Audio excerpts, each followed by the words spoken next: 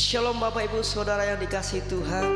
Inilah pagi hari yang indah ini, kita semua diberkati dan sukacita nyata atas kita semuanya. Amin. Mari tunduk dalam doa. Bapak yang baik, Bapak yang penuh kasih, dalam tangan kata kuasa-Mu Bapa, kami serahkan hidup kami ke dalam tangan kuasa-Mu. Berkati senantiasa selalu ya Tuhan. Bila pengagungan doa yang kami naikkan Tuhan menyenangkan hati-Mu saat ini. Terima kasih Bapa, kami siap ya Tuhan memuji nama-Mu. Haleluya. Amin. Saat ku berada di tengah gelombang, Kau ada di sana. Hadapi cobaan, lewati ujian, tangan-Mu melindungimu, kasih-Mu menguatkanku, kemuliaan-Mu Tuhan pasti nyata di tengah badai. Kau pertolongan dan pengharapan, Tuhan kemenanganku. Dari awal kita nyanyikan bersama-sama dengan hatimu saudara. Mari nyatakan. Saat ku berada di tengah gelombang, Kau ada di sana. Hadapi cobaan, hadapi ujian, tangan-Mu melindungiku. Nyatakan kasih-Mu, kasih-Mu menguatkanku, kemuliaan, kemuliaan-Mu Tuhan pasti nyata di tengah badai. Kau pertolongan dan pengharapan, Tuhan kemenanganku, kemuliaan, kemuliaan-Mu Tuhan pasti nyata di tengah badai. Kau pertolongan dan pengharapan, Tuhan kemenanganku, kemuliaan, kemuliaan-Mu Tuhan pasti nyata di tengah badai. Kau pertolongan dan pengharapan, Tuhan kemenanganku. Kau pertolongan, Kau pertolongan dan pengharapan, Tuhan kemenanganku.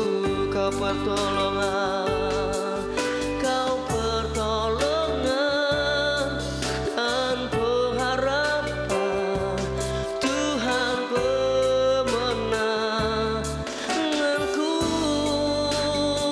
Mari sembah Dia, Engkau kemenangan kami Tuhan. Biarlah kami sembah Kau, Yesus Tuhan, yang lain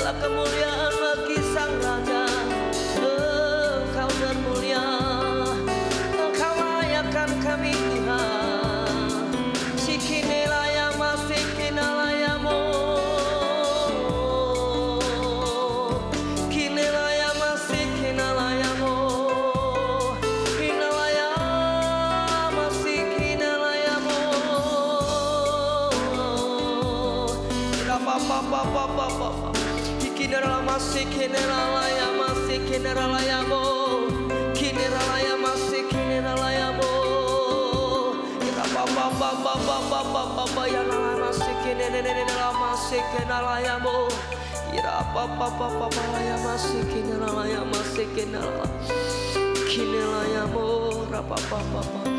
Terima kasih Bapa atas kesempatan yang Kau berikan pada hari ini.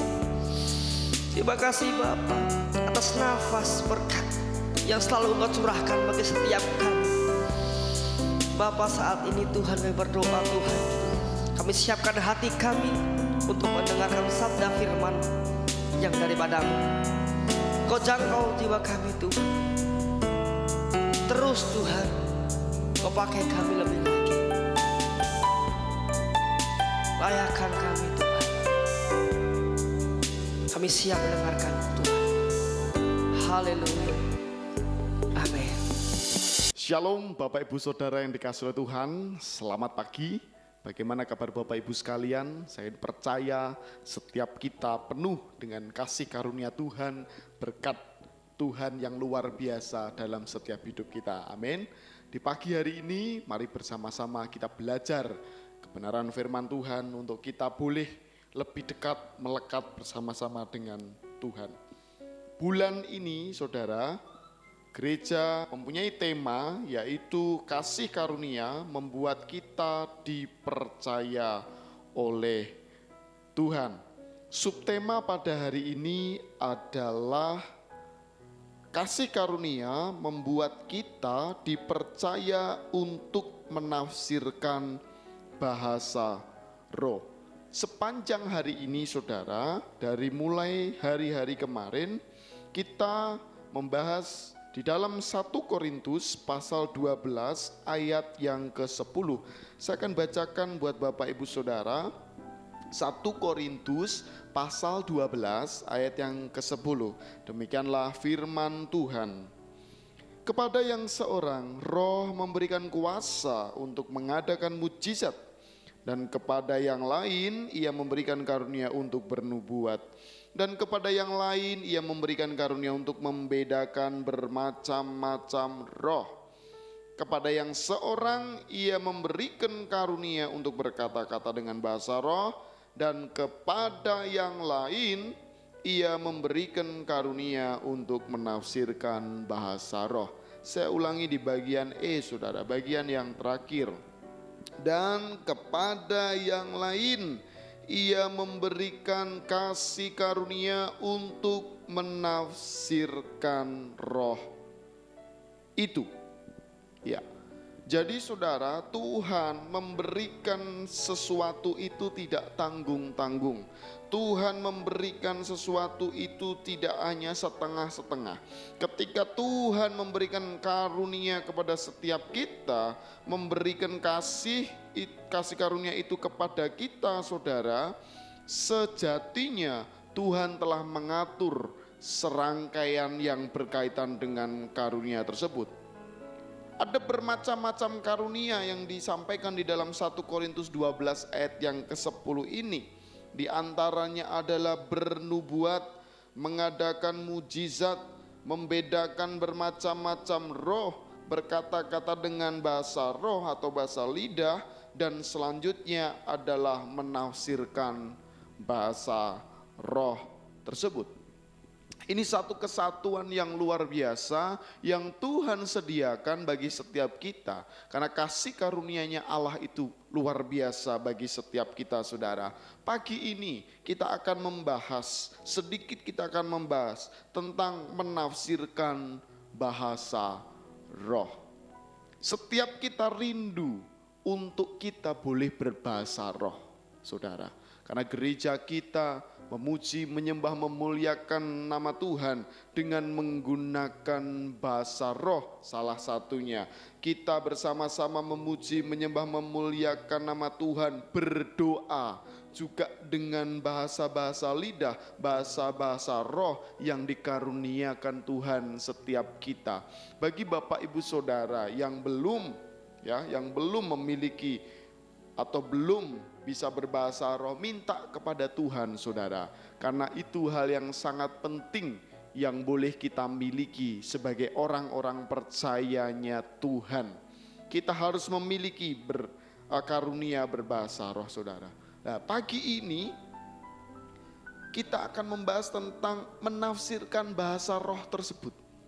Ya. Ini memang agak susah untuk diterima akal kita karena bahasa roh yang kita dengar selama ini saudara adalah bahasa-bahasa yang tidak pernah kita dengar. Tidak pernah kita ngerti apa itu artinya, apa itu maksudnya. Seringkali kita hanya mendengar sebuah kata-kata yang bahkan firman Tuhan katakan di dalam Kisah Para Rasul ketika pertama kali Roh Kudus itu dicurahkan kepada hamba-hamba Tuhan waktu itu saudara. Apa yang disampaikan oleh orang-orang? Yang disampaikan orang-orang adalah menganggap bahwa orang-orang yang berbahasa roh itu mengalami sesuatu kemabukan saudara. Sehingga menggunakan bahasa-bahasa yang tidak pernah dikenal oleh orang-orang lain. Begitu pula hari-hari ini. Ya mungkin bersama-sama dengan orang-orang yang seiman dengan kita juga tetapi yang tidak mempercayai tentang bahasa roh, mungkin menganggap kita ketika kita berbahasa roh ini adalah bahasa-bahasa yang belum tentu sumbernya daripada Tuhan, bahasa-bahasa yang tidak perlu untuk dipakai dalam liturgi-liturgi gereja. Tetapi hari ini saya mau sampaikan kepada Bapak Ibu Saudara, bahasa roh itu penting buat setiap kita. Karena di dalam bahasa roh itu roh kita yang menyembah Tuhan dikuatkan, dimampukan. Bahkan melalui roh itu kita bisa mengadakan tanda-tanda mujizat demi hormat kemuliaan nama Tuhan. Kita boleh menjangkau jiwa-jiwa. Ada kekuatan yang luar biasa yang Tuhan berikan ketika kita connect dengan rohnya Tuhan. Saudara, kita perlu mendapatkan karunia tersebut. Lah, lantas firman Tuhan di dalam 1 Korintus 12 ayat yang ke-10e ini tentang menafsirkan bahasa roh itu bagaimana? Tidak ada sekolahnya saudara, tidak ada institutnya, tidak ada sekolah tingginya ketika bagaimana kita menafsirkan bahasa roh. Ya. Kalau saudara ingin belajar bahasa-bahasa asing, saudara pasti punya sekolah ya. Ada sekolahnya untuk kita belajar bahasa-bahasa asing. Tetapi saudara, bahasa roh ini tidak bisa kita pelajari secara harafiah. Tidak bisa, karena ini berkaitan dengan karunia. Karunia itu saudara, tidak setiap orang bisa memilikinya. Ada masing-masing punya karunianya masing-masing. Dan orang yang spesial, orang yang tertentu yang memiliki karunia untuk menafsirkan bahasa-bahasa roh. Memang secara pribadi saya belum pernah menemui seseorang secara eksplisit bisa menafsirkan bahasa roh. Tetapi saudara, banyak cerita-cerita, kesaksian-kesaksian nyata, true story tentang bagaimana menafsirkan bahasa roh. Ada yang bersaksi ketika orang itu menyampaikan bahasa roh, menyembah ya dengan bahasa roh itu. Orang yang dikaruniai oleh Tuhan menafsirkan bahasa roh itu mendengarnya tidak seperti orang kebanyakan saudara. Tetapi mendengarnya adalah kata-kata yang biasa. Kata-kata yang bahasa sehari-hari. Sehingga ketika orang itu ya berbahasa roh begitu saudara. Mungkin sikalawala-wala begitu. Tapi orang lain mendengarnya tidak seperti itu. Tetapi mendengarnya seperti bahasa-bahasa sehari-hari. Ya. Bisa didengar secara jelas oleh telinga seseorang yang dikaruniai untuk menafsirkan bahasa roh. Yaitu dengan seperti doa-doa pujian-pujian kepada Tuhan, permintaan-permintaan kepada Tuhan. Itu yang disampaikan oleh orang-orang yang dikaruniai Tuhan untuk menafsirkan bahasa roh. Ada juga saudara, ada kesaksian seorang misionaris pergi ke suatu tempat ya, di dalam pedalaman. Ketika nggak ngerti bahasanya, dia menggunakan bahasa roh untuk berdoa sebetulnya, untuk memuji Allah. Tetapi oleh orang-orang dalam suku tersebut saudara, dinilai bahwa seseorang yang menyampaikan bahasa roh ini adalah utusan dewa, utusan daripada Allahnya mereka. Sehingga boleh mengucapkan kata-kata yang manis, yang enak didengar. Sehingga misionaris ini boleh diterima di lingkungan yang baru, yang akan menjadi ladang pelayanan beliau. Banyak sekali sebenarnya cerita-cerita mengenai menafsirkan bahasa roh. Bagi Bapak Ibu Saudara yang rindu juga untuk mendapatkan kasih karunia, boleh menafsirkan bahasa roh, minta kepada Tuhan saudara. Minta kepada Tuhan ya, tidak usah malu-malu, tidak usah merasa tidak layak untuk itu, no. Setiap kita punya hak, setiap kita punya kapasitas untuk kita minta kepada Tuhan karena kasih karunia Tuhan atas hidup kita. Tetapi urusan diberi atau tidak saudara ya, itu tergantung Tuhan, itu tergantung Allah yang memiliki karunia-karunia itu. Berbahagialah setiap kita kalau kita tadi sudah diberikan karunia-karunia, mungkin bisa mengusir setan demi nama Tuhan, mengadakan mujizat-mujizat, bernubuat, kemudian membedakan macam-macam roh, bahkan kita bisa berbahasa roh, dan selanjutnya kita bisa menafsirkan roh itu.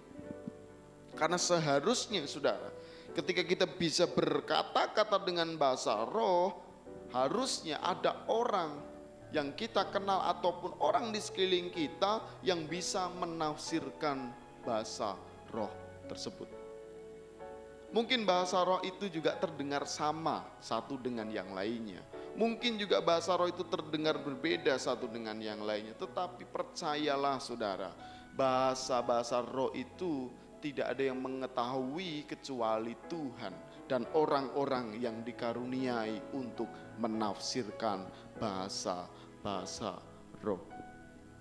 Dan Tuhan sudah memberikan garansi, Tuhan sudah memberikan jaminan untuk kita diberikan karunia untuk menafsirkan bahasa roh. Mari bersama-sama kita minta kepada Tuhan untuk kita boleh dikaruniai.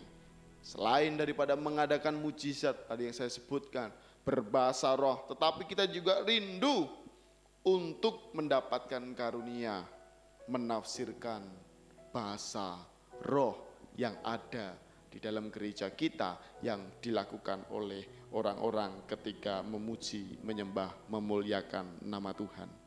Kiranya kasih karunia Tuhan selalu dalam diri kita, dan kita boleh mengaplikasikannya dengan baik. Semakin hari semakin dekat melekat dengan Tuhan, yang kita kerjakan boleh memuliakan nama Tuhan. Amin. Mari kita berdoa. Kami bersyukur dan berterima kasih ya Allah. Kami rasakan kasih karunia-Mu yang begitu luar biasa dalam hidup kami. Pagi ini kami akan mulai aktivitas kami. Tuhan berkati setiap apa yang kami kerjakan, biarlah boleh mendatangkan keberhasilan dan nama Tuhan dipermuliakan. Kami rindu ya Allah, kami boleh dekat, melekat dengan Engkau. Sepanjang hari kami boleh terus berkomunikasi dengan Tuhan.